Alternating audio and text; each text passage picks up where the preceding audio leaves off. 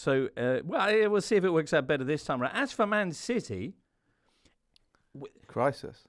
I mean, in their last 8 games, they've Right. lost to Brentford at home. Mhm. They've drawn against Everton at home, and now they've lost to Southampton. So that's inconsistent. And I think that the temptation with City over the last few weeks has been to look at the fact that they've been playing badly and dropping points unexpectedly and losing games you wouldn't expect them to lose, and link it to the fact that Guardiola's been making some slightly strange selection decisions, and think, well, of course they're playing badly. You know, Guardiola is making all these tweaks and Pepping it up. and pepping it up. But in actual fact, I think he's been doing that in reaction to the fact that City haven't really been playing well for months. You go back to the start of the season. Didn't they play well last weekend? They did, but asterisk, it was against Chelsea.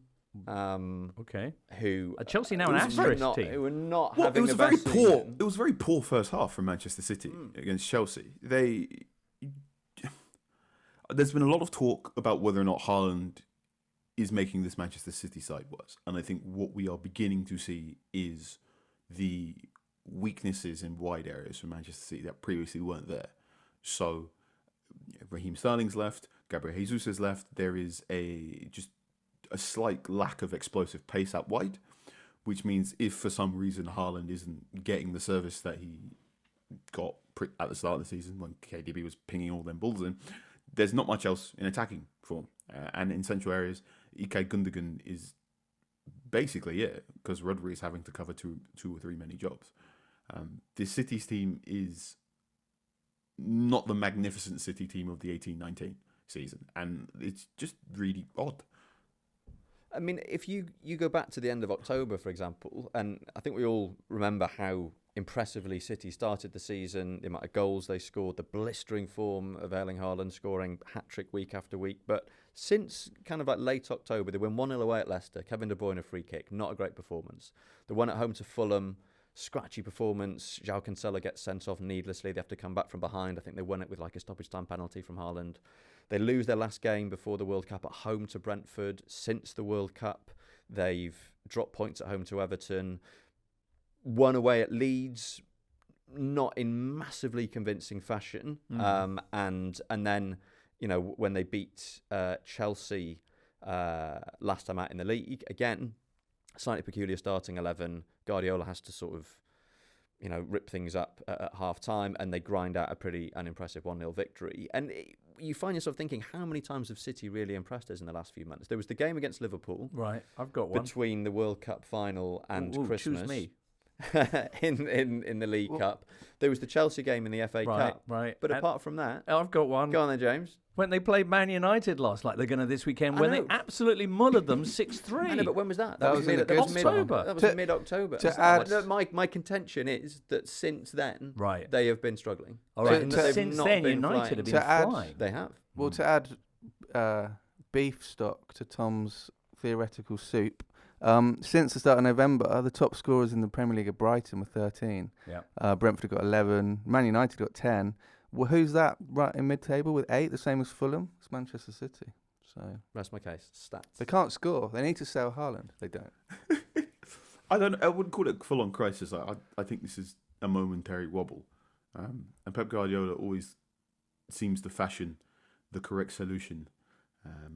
The big thing for City, I think, is the limited moments for Phil Foden and for João Cancelo, two players who give the necessary width and the combination play that Pep often desires. They haven't been playing full 90 minutes. Why is that? Weeks. Is that Pep's fault, Carl? There have been 2 or 3 games where Phil Foden hasn't started since the World Cup finished, and there have been questions about that. And Pep sort of went, given that sort of snippy answer he often does, where you got to separate the sarcasm from what he's actually trying to say. And João Cancelo as well isn't playing the minutes that one would expect. Rico Lewis seems to be coming in as a decent deputy at fullback, but there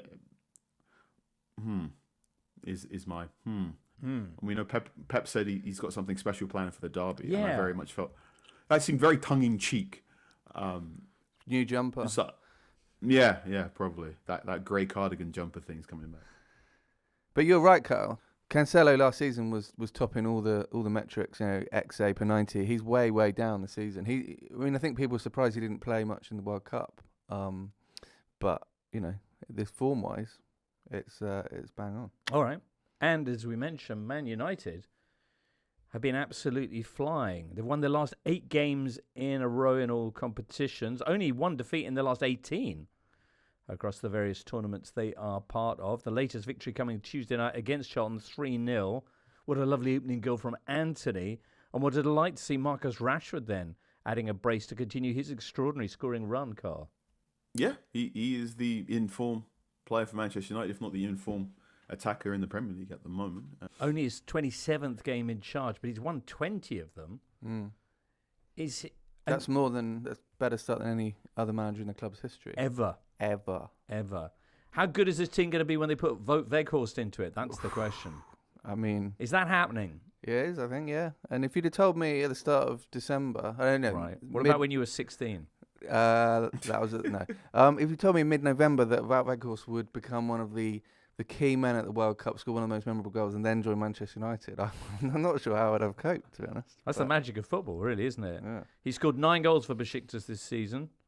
Yeah. Only got 20. Sorry, he only got 2. Sorry, 2 in 20. They'll be saying that next year. Yeah. He did only get 2 for Burnley, but his XG was around 6. So is that good? Well, it means he underperformed. Yes, but it that's shows, what I mean. Yeah, but it shows that he's got the potential, and trust me, he's got the potential. He's going to go big in the next few months. I mean, it is reassuring that as sophisticated as football gets, there is always a place for a big lummox up front, no matter who you are, no matter what metrics you use, Although no he matter how sophisticated your data analysis is. It's classic Peter Crouch territory, where he's actually pretty good with his feet, and he's not necessarily I think that's one of the reasons he didn't settle brilliantly at Burnley, was they were just smashing the ball to him and going, come on, Ent man, knock it down, and it didn't really work out. But I think the chances United create, I think he could do really well. And we just want to see that free kick tried once in the Premier League. Well, he won't be available, of course, for this weekend's game on account of the fact that he doesn't actually play for Man United yet. But Carl, do you want to call it for us, this derby? There's been some bitter experiences at the hand of City for United of late. But can this United reverse that trend?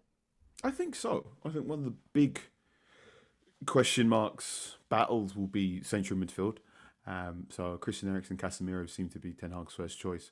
But in the previous 6-3, Eriksen looked particularly vulnerable. He's not the most aggressive, going for 50-50s whenever there's a loose ball. And he's not the best at tracking runners. And one of the big things in the 6-3 was just Pep flooded them at central midfield and just brought constant runners in. If you watch the FA Cup game, there was a disallowed goal Dominic Calvert-Lewin scored for offside, and that was the sort of late arrival in the box thing that United might be vulnerable to. So I think if Ten Hag goes for a Fred Casemiro central midfield, United's chances of getting something slightly stronger. I believe the form book and the Opta percentages are still in Manchester City's favour. But City are beatable, as has been shown all post-World Cup. Magnificent. That game is early Sunday and it is televised. Saturday. Early Saturday, as they say, and it is televised.